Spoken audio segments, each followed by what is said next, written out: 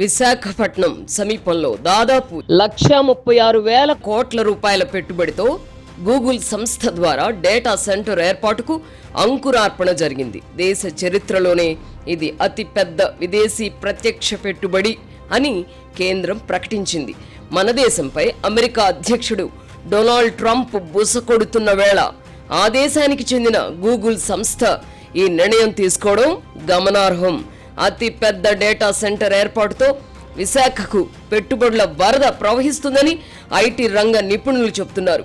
విభజిత ఆంధ్రప్రదేశ్లో కూటమి ప్రభుత్వం తీసుకుంటున్న చర్యల్లో ఇదొక మైలురాయి. భారీ పెట్టుబడి సాధించినందుకు ఆహా అని మురిసిపోవాలి.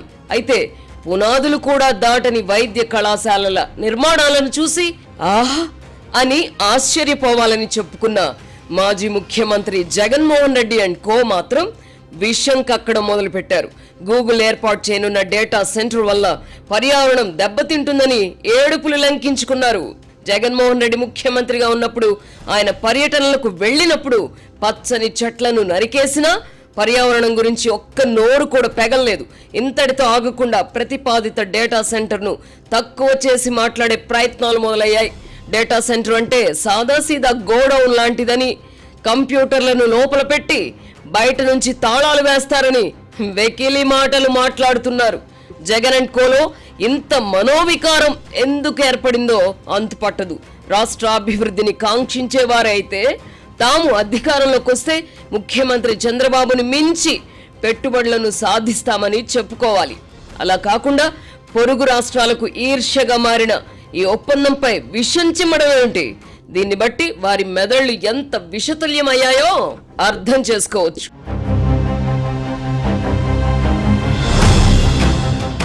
గూగుల్ సంస్థ డేటా సెంటర్ల ఏర్పాటుకు అమెరికాలోనూ భారత్లోనూ భారీగా పెట్టుబడులు పెడుతోందని ప్రముఖ అంతర్జాతీయ పత్రిక వాల్ స్ట్రీట్ జర్నల్ ఈ నెల 11న ఒక ప్రత్యేక కథనాన్ని ప్రచురించింది. ప్రస్తుతం లండన్ పర్యటనలో ఉన్న జగన్మోహన్ రెడ్డికి ఇలాంటి పెద్ద విషయాలు తెలియకపోవచ్చు అంటే అర్థం చేసుకోవచ్చు. ఆయన మద్దతుదారుల్లో అంతో ఇంతో చదువుకున్న వాళ్ళు ఉన్నారు. వారికి కూడా తెలియకపోతే ఎలా? రాష్ట్రానికి పెట్టుబడులు వస్తే చంద్రబాబుకు గాని, ఐటీ మంత్రి లోకేష్కి గాని వ్యక్తిగతంగా లాభం ఏమీ ఉండదు. పెట్టుబడుల ఫలితాలను ప్రజలు అనుభవిస్తారు. హైదరాబాద్ మహానగరమే ఇందుకు నిదర్శనం. ఆహా అని మెచ్చుకోవాల్సిన సందర్భాల్లో కూడా విమర్శలు చేయడం విడ్డూరంగా ఉంది. గూగుల్తో ఒప్పందానికి సంబంధించిన వార్తను జగన్ మీడియా అస్సలు పట్టించుకోలేదు. అంటే సదరు రోత మీడియాకు రాష్ట్ర ప్రయోజనాలు అంత ముఖ్యం కాదు. జగన్మోహన్ రెడ్డి ప్రయోజనాల కోసమే ఆ మీడియా పనిచేస్తోందన్నమాట. ప్రస్తుత పరిస్థితుల్లో ఆంధ్రప్రదేశ్ అభివృద్ధిలో ఈ డేటా సెంటర్ గేమ్ చేంజర్ అని చెప్పవచ్చు. అల్ప బుద్ధులు ఉన్న వారికి ఇది అర్థం కాదు. చేపలు, రొయ్యల దుకాణాలు ఏర్పాటు చేయించడమే అభివృద్ధి అని గొప్పలు చెప్పుకున్న వారికి ఇలాంటి పెద్ద విషయాలు అర్థం కావు. చేపలు, రొయ్యలను తాజాగా కొని తెచ్చుకొని తినవచ్చునని పులివెందుల ప్రజలు ఊహించారా అని సెలవిచ్చిన జగన్మోహన్ రెడ్డి నుంచి ఇంతకంటే ఎక్కువ ఆశించలేము.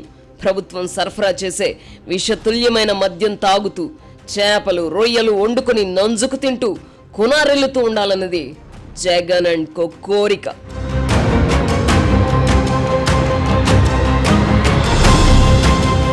థింక్ బిగ్, డ్రీమ్ బిగ్ అని దివంగత అబ్దుల్ కలాం చెప్పేవారు. జగన్ అండ్ కో నుంచి అంత ఆశించలేం. వినూత్న ఆవిష్కరణలు, భారీ పెట్టుబడుల గురించి ఆలోచించకపోయినా పర్వాలేదు. రాష్ట్ర అభివృద్ధికి జరుగుతున్న ప్రయత్నాలపై మారీచులు, సుబాహుల వలె నిప్పులు పోయడమేమిటి? సంక్షేమం పేరిట ప్రభుత్వం విసిరే మెతుకులు తింటూ జనం ఎదుగు బొదుగు లేని జీవితం గడపాలన్నదే జగన్ అండ్ కో అభిలాష. అధికారంలో ఉన్నప్పుడు ఆ దిశగానే అడుగులు వేశారు. ఇప్పుడు కూటమి ప్రభుత్వం ఏర్పడిన తర్వాత పరిస్థితిలో మార్పు మొదలైంది. రాష్ట్రంలో పెట్టుబడులు పెట్టడానికి ఆసక్తి మొదలైంది. గూగుల్ నిర్ణయం తర్వాత మరెందరో ఏపీకి రావచ్చు. ఇదే ఒరవడి కొనసాగితే ప్రజల్లో కూటమికి ఆదరణ పెరుగుతుంది. అదే జరిగితే తమకు రాజకీయంగా నష్టమని భావిస్తున్న జగన్ అండ్ కో కుత్సితపు ఆలోచనలకు తెరతీశారు.